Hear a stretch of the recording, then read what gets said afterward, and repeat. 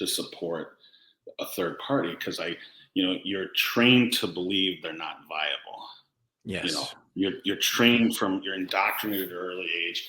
There's two parties, and they're the only parties that will ever produce a viable candidate. But then you look at the candidates they had, and as a young adult, I'm looking and going, Gore and Bush are the best we can come up with.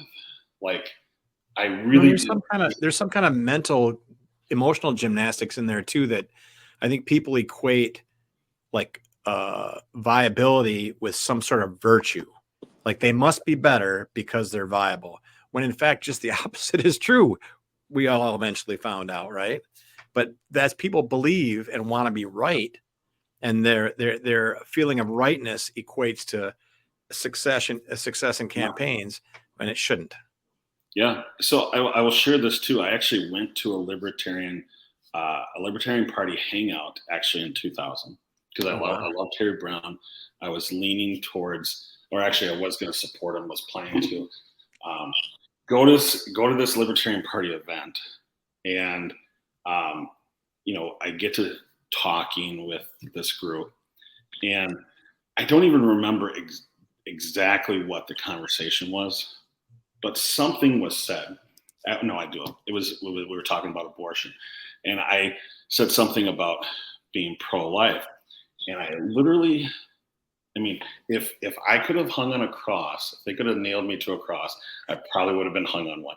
And I left that event going, again, I was almost ready to say I'm a libertarian, and because of that one hot button issue within libertarianism, I left going, well, these must not be my people.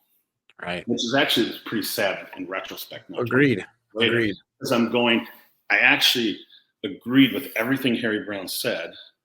I really was a libertarian, but one hot button issue at a gathering, I became like the Antichrist, and it was just like, okay, I'm not welcome here.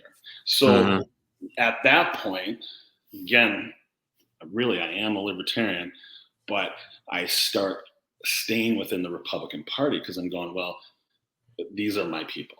As much as I hated some of them, despised them, I'm like, well, these are my people. And I don't know if, sometimes you stay in an abusive relationship or have, you try to justify the faults of the people that you're connected with because you're like, well, you don't know them like I know them, while they just beat the living crap out of you. And sometimes that's physical, sometimes that's verbal, mind games. But that, when I talk about the Republican Party, I almost refer to it like that. It's like an unhealthy family. It's toxic. You want to get out of it, but at the same time, it's all you know, so you stay in.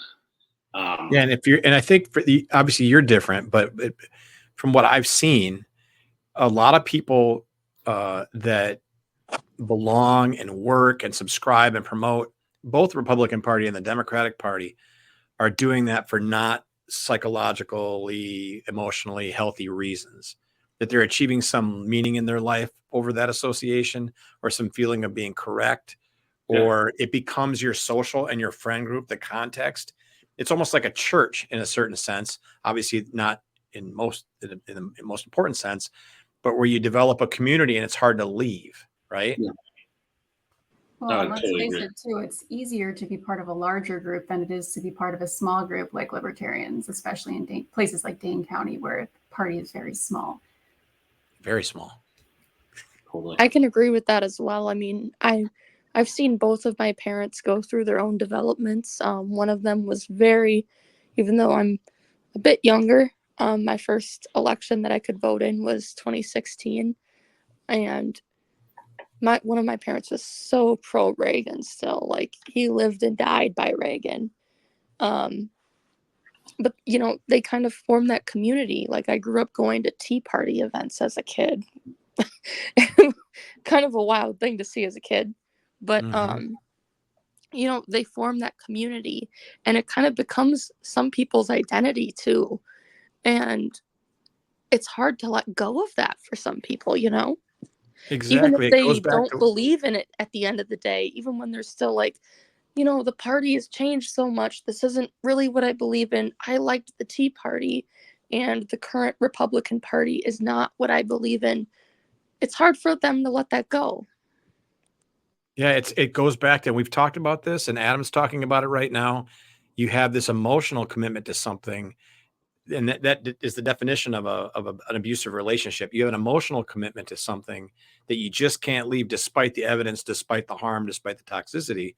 You stay because it's familiar and because it's already part of your actual identity. How you would describe yourself to people, how you feel about yourself, how you describe yourself to yourself is, I Especially am a when some person that is people, this way or that way, and that to change the definition of yourself, that's a huge barrier. And so those people that we're talking about, the Republicans that Adam's talking about, that were around him and around a lot of people, they're sucked into that. They can't break that, and they don't want to hear about it either.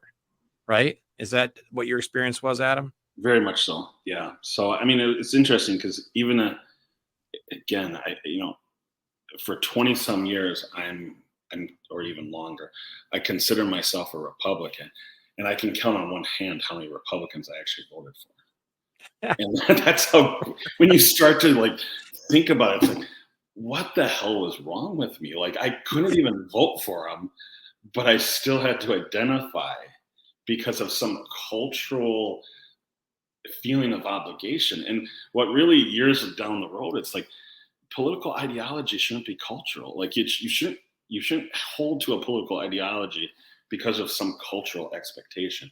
it should be